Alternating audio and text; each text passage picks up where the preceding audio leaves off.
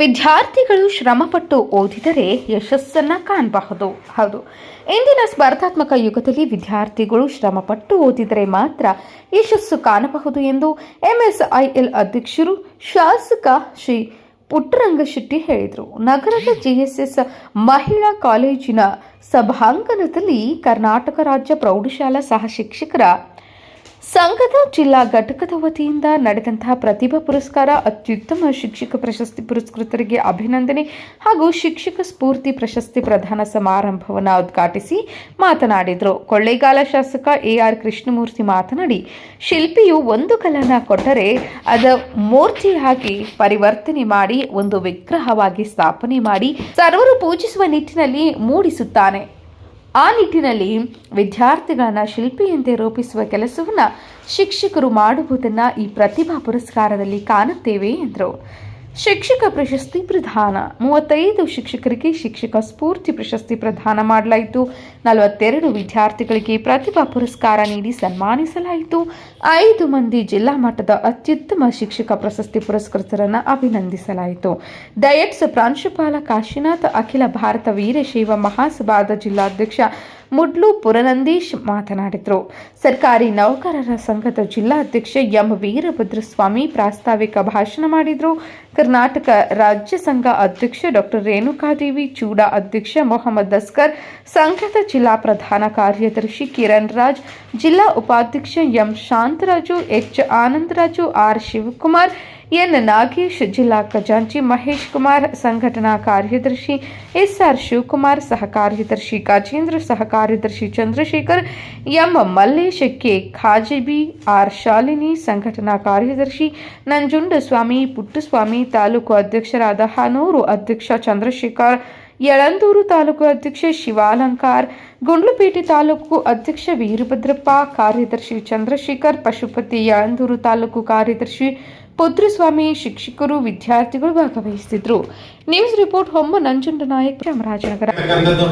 ಹೆಚ್ಚುವರಿ ಪ್ರೌಢಶಾಲೆಯಲ್ಲಿ ಬಡ್ತಿಗೆ ಒಂದಷ್ಟು ಲಿಸ್ಟ್ 183 ಜನರ ಲಿಸ್ಟ್ ರೆಡಿ ಇದೆ, ಕೊಡ್ಲಿಕ್ಕೆ ಆಗ್ತಾ ಇಲ್ಲ. ವರ್ಗಾವಣೆ ಬಂತು, ಸ್ಟಾಪ್ ಆಗಿದೆ, ಅದನ್ನ ಪ್ರಾರಂಭ ಮಾಡಬೇಕು. ಸಿದ್ಮಲಪ್ಪನವ್ರು ಕಾಯ್ತಾವ್ರ, ಪಾಪ ಅವ್ರ ಟೀಮ್ ಎಲ್ಲ ಕಾಯ್ತಾವ್ರೆ. ಹೆಡ್ ಮಾಸ್ಟರ್ 1 ವರ್ಷ ಆಗಬೇಕಿತ್ತು, ಈಗ ಆಲ್ರೆಡಿ ಗ್ರೀನಿಂಗ್ ತಗೊಂಡು ಸರಿ ಮಾಡಿ ಒಂದಷ್ಟು ಸೇವೆಯನ್ನು ಸಲ್ಲಿಸಬೇಕಾಗಿತ್ತು. 1200 ಜನ ಇದರ ಅವರು ಹೋರಾಟ ಮಾಡ್ತಾರೆ, ಸಂಘದ ವತಿಯಿಂದ ನಾವು ಹೋರಾಟವನ್ನ ಮಾಡ್ತಾ ಇದ್ದೇವೆ. ಬಹುಶಃ ಇನ್ನೊಂದು ತಿಂಗಳಲ್ಲಿ ಅದು ಪ್ರೋಸೆಸ್ ಕಂಪ್ಲೀಟ್ ಆಗೋಗಿದೆ, ಬಟ್ ಏನು ಕೊಡ್ತಾರೆ. ಆಮೇಲೆ ಏನು SSLC ಮೌಲ್ಯಮಾಪನವನ್ನ ಮಾಡ್ತಾ ಇದ್ದೀವಿ. ಈ ಹಿಂದೆ 3 ವರ್ಷಕ್ಕೊಂದ್ಸರಿ ಪರಿಷ್ಕರಣೆ ಮಾಡ್ತಾ ಇದ್ದೀವಿ. ಈಗ ಪ್ರತಿ ವರ್ಷ ವ್ಯಾಲ್ಯೂಯೇಷನ್ ಪೇಪರ್ಸ್ ಏನಿದೆ, ಪ್ರತಿ ವರ್ಷ 5% ಅನ್ನ ಕೊಡಬೇಕು ಅಂತೇಳಿ ಹೇಳಿದ್ಮೇಲೆ ಅವ್ರಿಗೆ ಒಪ್ಪಿದೆ. LBA ಬಂದಿದೆ, ಎಲ್ಲರಿಗೂ ಗೊತ್ತಾಗಿದೆ. ಒಂದಷ್ಟು ಸರಳೀಕರಣ ಆಗ್ಬೇಕು, ಹೋರಾಟ ಮಾಡ್ತಾ ಇದೀವಿ. 5 ನಂಬರ್ ಕಡಿಮೆ ಮಾಡಿದ್ದಾರೆ. ಈಗ ಆಮೇಲಿಂದ 4, 5, 3 ಚಾಪ್ಟರ್ಸ್ ಅನ್ನ ಸೇರಿ ಒಂದು ಘಟಕ ಪರೀಕ್ಷೆ, 1 ಯೂನಿಟ್ ಅಂತ ಮಾಡಿ ಎಂಟ್ರಿ ಮಾಡಿ ಅಂತೇಳಿ ಹೇಳಿರ್ತಕ್ಕಂಥದ್ದು. ಇದರ ಮಟ್ಟಿಗೆ ಈಗ SSLC ತುಂಬಾ ಹೋರಾಟ ಸರ್, ನಮ್ಗೆ ತುಂಬಾನೇ ಹೋರಾಟ. ನಾವು ಬೆಳಿಗ್ಗೆ 9 ಗಂಟೆ 8ವರೆಗೆಲ್ಲ ಹೋಗ್ತೇವೆ. ಅಭಿನಂದನೆಗಳನ್ನು ಅವರಿಗೆ ಸಲ್ಲಿಸ್ತೇವೆ. ಬಂಧುಗಳೇ, ಪ್ರತಿಭಾ ಪುರಸ್ಕಾರ ಮಾಡ್ತಕ್ಕಂಥದ್ದು ಒಂದಷ್ಟು ಪ್ರೇರಣೆ ಆಗಲಿ ಅಂತೇಳಿ ನಮ್ಮ ಮಕ್ಕಳಿಗೂ, ಶಿಕ್ಷಕರ ಮಕ್ಕಳಿಗೆ ಒಂದಷ್ಟು ಅಲ್ಲಲ್ಲಿ ಅಭಿನಂದನೆಗಳು ಸಿಗ್ಲಿ, ಜೊತೆಗೆ ನಾವು ಒಂದಷ್ಟು ಒಟ್ಟಿಗೆ ಸೇರಿ ಒಂದಷ್ಟು ಚರ್ಚೆಯನ್ನ ಮಾಡುವ ಎಂಬತಕ್ಕಂಥ ದೃಷ್ಟಿಯಿಂದ ಮಾಡಿ ಮಕ್ಕಳೆಲ್ಲನೇ ಇಲ್ಲಿದೆ. ನಮ್ದು ಒಂದೇ ಏನು ಅಂತ ಹೇಳಿದ್ರೆ, ಬೆಳೀತೀನಿ ಈ ಸಮಾಜಕ್ಕೋಸ್ಕರ ನಿಮ್ಮ ಕೊಡುಗೆ ಅತ್ಯವಶ್ಯಕವಾಗಿ ಬೇಕಾಗಿರ್ತಕ್ಕಂಥದ್ದು ಒಂದು ಸದೃಢವಾದಂತಹ ನೈತಿಕವಾದಂತಹ ಸಮಾಜ ನಿರ್ಮಾಣ ಆಗ್ಬೇಕಾಗಿದೆ. ಆ ನಿಟ್ಟಿನಲ್ಲಿ ನೀವುಗಳು ದಯಮಾಡಿ ಈ ದೇಶಕ್ಕೆ ಏನಾದ್ರೂ ಕೊಡುಗೆ ಕೊಡ್ತೀವಿ ಅಂತ ಹೇಳಿದ್ರೆ ತಂದೆ ತಾಯಿಗಳ ಬಂಧುಗಳನ್ನ ಹತ್ತಿರದಿಂದ ಪ್ರೀತಿಸಿದಾಗ ಮಾಡಿ, ಯಾರನ್ನೂ ಸಹಿತ ಕಮರ್ಷಿಯಲ್ ಆಗಿ ನೋಡಬಾರ್ದು. ಸೊ ಮಾನವೀಯ ಸಂಬಂಧಗಳು ಎಲ್ಲಿದೆ ಅಲ್ಲಿ ಕಮರ್ಷಿಯಲ್ ಆಗ್ಬಾರ್ದು. ಅದಕ್ಕೋಸ್ಕರ ಬೇರೆಯವ್ರು ಹೇಳೋರಿದ್ದಾರೆ, ನಾನು ಅದೊಂದೇ ಹೇಳ್ತಕ್ಕಂಥದ್ದು, ಅಪ್ಪ ಅಮ್ಮನ್ನ ಗೌರವಿಸಿ, ಅಪ್ಪ ಅಮ್ಮನ್ನ ಕೊನೆಯವರೆಗೂ ಸಹಿತ ನೋಡ್ಕೊಳ್ಳಿ ಅಂತ ಹೇಳ್ತಾ, ಇವತ್ತು ನಮ್ಮ ಮುಂದೆ ಅನೇಕ ಹೋರಾಟಗಳು ಇದಾವೆ. ಪ್ರೌಢಶಾಲಾಗೆ ಸಂಬಂಧಿಸಿದಂತೆ ಅನೇಕ ಹೋರಾಟಗಳಿದ್ದಾವೆ. ಅದೆಲ್ಲವೂ ನಿಮ್ಗೆ ವಾಟ್ಸಪ್ ಅಲ್ಲಿ ದಿನ ಬೆಳಗ್ಗೆ ಎದ್ದು ಓದ್ತೀವಿ. ಅದಕ್ಕೋಸ್ಕರ ಅದನ್ನ ಪ್ರಸ್ತಾಪ ಮಾಡಲ್ಲ. ಮುಂದಿನ ನಮ್ಮ ಯಾವತ್ತು ನನಗೊಂದೊಂಥರ ಪುಣ್ಯ ಅನ್ಕೊಂಡಿದ್ದೀನಿ. ಎಲ್ಲರಿಗೂ ಯಾರು ಕೇಳಲ್ಲ, ಸುಮ್ಮನೆ ಏನು ಯಾರು ಮತ್ತೆ ಸ್ವಲ್ಪ ಪರವಾಗಿಲ್ಲ ನಮ್ಮ ಸ್ಪಂದಿಸ್ತಾರೆ ಅಂತ ಮಾತೇ ಕೇಳೋದು. ಹಿಂಗಿನ ನಾನೇ ಕನ್ನಡ ಮಾಡ್ಕೊಂಡು ಇವ್ ಕೇಳಬೇಡ ಅಂತ.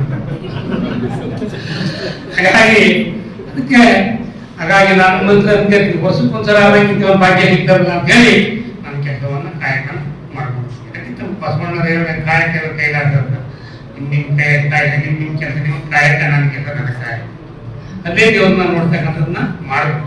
ಪ್ರಾಮಾಣಿಕತೆ ನಾವು ಯಾವುದೇ ಕೆಲಸ ಮಾಡುವಾಗ ಇನ್ನೊಬ್ಬರನ್ನ ಒಪ್ಸಕ್ಕೋಸ್ಕರ ಮಾಡ್ಬೇಕು. ನಮ್ಮ ಆತ್ಮ ಒಬ್ಬರಿಗೆ ನಾವು ದುಡಿದ್ರೆ ಖಂಡಿತವಾಗಲು ಒಂದಿನ ಫಲವನ್ನ ಕೊಡ್ತದೆ. ಅದಕ್ಕೆ ನಾನು ಅನೇಕ ಉದಾಹರಣೆಗಳನ್ನ ನೋಡ್ಕೊಂಡು ಬಂದಿದ್ದೀನಿ. ಆ ಒಂದು ದಿಕ್ಕಿನಲ್ಲಿ ನೀವು ಶಿಕ್ಷಕರು ಅದೇ ರೀತಿ ಮಾಡಿ ಒಂದೆಲ್ಲ ಒಂದಿನ ನೆನಪು. ಇವತ್ತು ಅಷ್ಟು ಸುಲಭದ ಮಾತನಾಡಿದ್ರು. ಒಬ್ಬ ವಿದ್ಯಾರ್ಥಿ ಅತ್ಯುನ್ನತ ಉದ್ಯೋಗದಾಗ ನೆನೆಸ್ಕೋತಾನೆ. ನೋಡಿದಾಗ ನಾನು ಗುರುಗಳ ಬರ್ತದೆ ಇವರಿಂದ ನಾನು ಈ ಮಟ್ಟಕ್ಕೆ ಬೆಳೆದೆ ಅಂತ. ಕೆಲವು ತಂದೆ ತಾಯಿಗಳ ಗುರುಗಳೇ ಹೇಳೋದು ದುರ್ಗಲೇ ನಾನು ಹಲವು ಜನಗಳನ್ನ ಮುಖ್ಯ ಮಟ್ಟಕ್ಕೆ ಬೆಳೆದ್ರು. ಇವತ್ತು ನಾನು ನನ್ನ ಗುರುಗಳನ್ನ ಕೆಲವು ನಾನು ಎನಿಸ್ಕೊಳ್ತೀನಿ. ನನ್ನ ಮನೆ ಮೊದಲೊಬ್ಬ ಯಶಸ್ವಿನಿ ಅಂತಿದ್ದು ಕನ್ನಡ. ಈಗ ನಾನು ಕನ್ನಡ ಅಂತಂದ್ರೆ ಕೇಳಿದ ಸ್ಟೇಟ್ ಇದೆಲ್ಲ ಸಿಗ್ಬಿಡ್ತಾರಾಗಿಲ್ಲ. ಎಲ್ಲ ಸಬ್ಜೆಕ್ಟ್ ಒಬ್ಬರೇ ಕನ್ನಡ ಪಂಡಿತರು 70 ವರ್ಷ ಪಾಠ ಮಾಡೋರು. ಅವರು ನಮ್ಮ ಕೈಲಿ ತೊಡಕಿ ನಮ್ಮ ನೋಡತ್ತೆ ಅಷ್ಟು ಚೆನ್ನಾಗಿದೆ. ಇವತ್ತು ಕನ್ನಡ ಏನು ನಿಮಗೆ ಲೆಕ್ಕಿಲ್ಲ. ಆವತ್ತು ಕನ್ನಡ ವ್ಯಾಕರಣ ಅಷ್ಟು ಸುಲಭ ಆಗಿರಲಿಲ್ಲ ಕಾರಣಗಳು.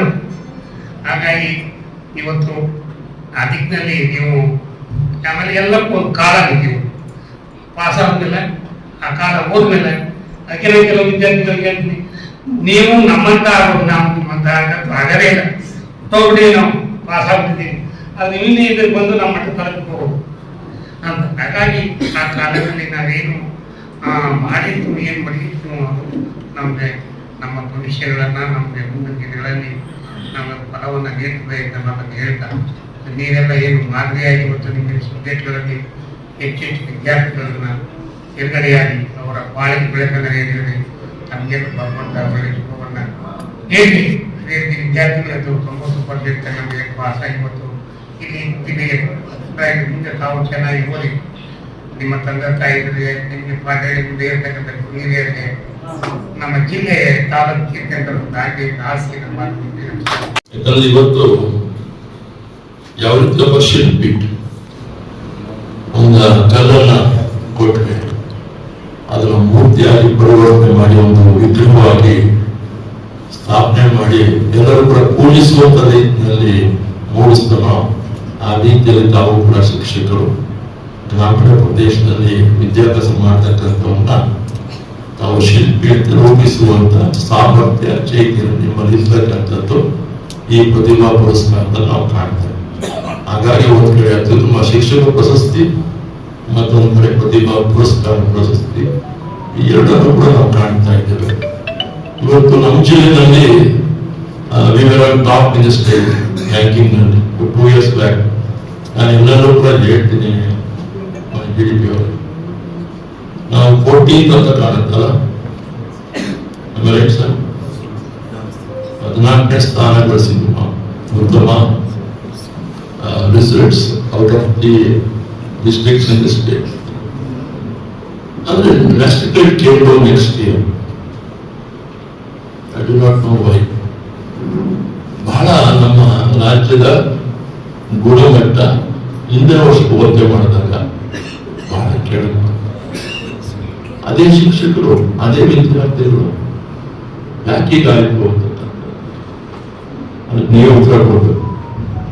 ಶಿಕ್ಷಕರಾದಂತಹ ತಾವು ಉತ್ತರ ಕೊಡಬೇಕು. ಕಾಮೆಂಟ್ ಈ ವಿಚಾರದಲ್ಲಿ ಇವತ್ತು ನಾನು ಅನೇಕ ಈ ಪ್ರತಿಭಾ ಪುರಸ್ಕಾರ ಕಾರ್ಯಕ್ರಮಗಳು ಭಾಗಿಯಾಗ್ತದೆ. ಮೈಸೂರು ಭಾಗಿಯಾಗಿದ್ದೇನೆ, ಚಾಮರಾಜನಗರ ಭಾಗಿಯಾಗಿದ್ದೇನೆ. ಇವತ್ತು ಎಷ್ಟು ಅರ್ಥಪೂರ್ಣವಾದ ಬೋಧನೆ ಮಾಡಿರ್ಬೋದು ಅಂತ ಇದನ್ನು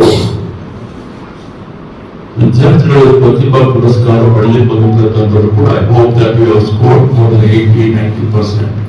Am I right, students? ಒಂದಿನ ವಿದ್ಯಾರ್ಥಿಗಳು ಎಲ್ಲ ಪೋಷಕರೇ ಇಲ್ಲ. ಮಕ್ಕಳು ಕಾಣ್ತಾ ಇಲ್ಲ ಸರ್. ಸ್ಟೂಡೆಂಟ್ಸ್